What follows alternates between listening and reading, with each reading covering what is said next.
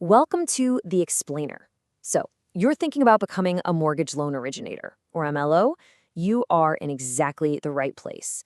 Today, we're going to build your roadmap, breaking down the absolute essential do's and don'ts that you need to know to not just start, but to build a really successful career based on trust and integrity.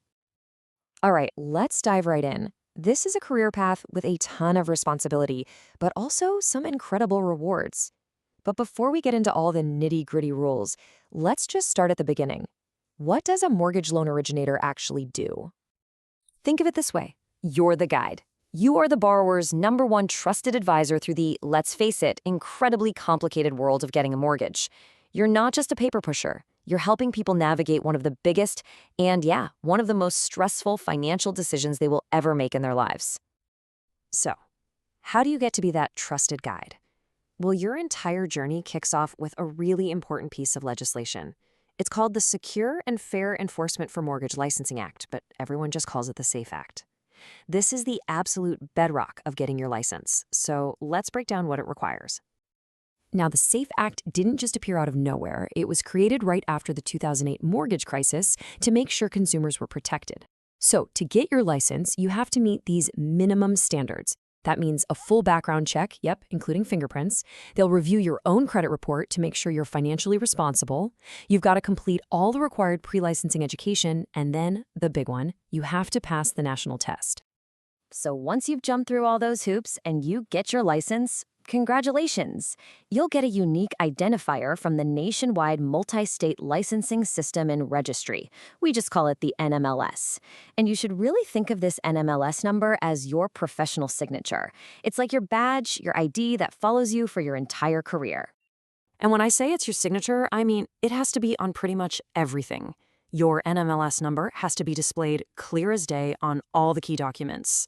We're talking the loan application, all the disclosures, your advertisements, all of it. This is all about transparency and making sure everyone knows exactly who they're working with. Okay, so that NMLS number is all about being transparent and accountable. Well, that same idea of fairness leads us directly to our first huge flashing red light, big don't of the business. We're talking about the Real Estate Settlement Procedures Act, or RESPA, and its strict no exceptions ban on kickbacks. So here's the bottom line. It's actually pretty simple. You cannot give or accept anything of value in exchange for a referral, period. You can't pay a real estate agent for sending you a client, and you can't take money from a title company for sending a client their way. The whole point of RESPA is to keep costs from getting inflated for the consumer because of these kinds of shady, behind-the-scenes deals. So, where is the line? I mean, what's okay and what's not? It all comes down to the intent. Can you give a real estate agent a pen with your company logo on it? Yeah, of course. That's just normal marketing. But can you give that same agent a $50 gift card as a thank you for sending you a new client? Absolutely not. One is promotion, the other is an illegal kickback. Okay, so avoiding illegal kickbacks is, well, that's a no-brainer. But a truly successful long-term career as an MLO is built on something more positive, a commitment to playing fair and treating every single client equally. This isn't just a nice idea, it is the law. And that's where fair housing and fair lending regulations come in. The Fair Housing Act is crystal clear. It is illegal to discriminate against anyone in a housing transaction based on any of these 7 protected classes. I mean, this is a non-negotiable pillar of the entire profession. Every single person who comes to you for a loan has to be treated with the exact same level of service and respect. And the protections don't even stop there. The Equal Credit Opportunity Act, or ECOA, casts an even wider net.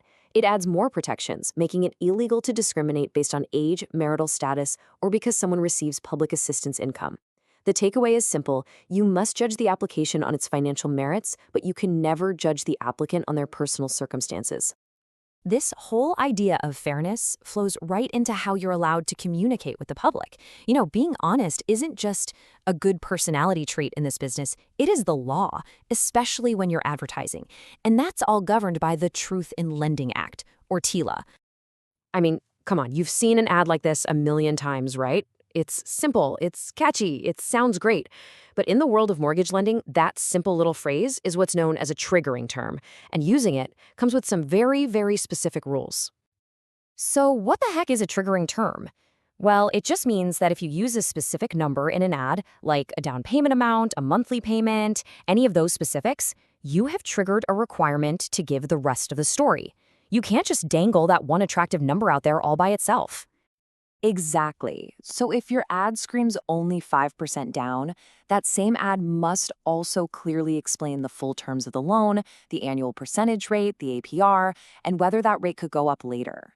TILA is all about preventing any kind of bait and switch. You have to show the whole transparent picture so people can make a smart, informed choice. All right, so we've covered a lot: getting your license, the rules on referrals, on fairness, on advertising. But what's the glue that holds all of this together? It's your personal commitment to ethics. It's your ethical North Star. Because, and I can't stress this enough, the consequences for getting this wrong are severe. Take a look at this number, $1 million. No, that's not a potential commission. That is the maximum fine for a single count of mortgage fraud. The financial penalties are designed to be a very powerful deterrent. And if you think $1 million fine is scary, it goes way beyond just the money.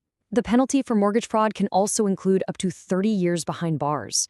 The stakes are just incredibly high, which really highlights the profound responsibility you have as an MLO to act with total integrity in everything you do. So at the end of the day, you have the map and you know the rules of the road. All these regulations point to one simple truth. This career is about so much more than paperwork. It's about opening doors for people, helping them achieve the dream of homeownership, and doing it the right way. The laws give you the guardrails, but it's your character and your commitment to ethics that will truly define your success.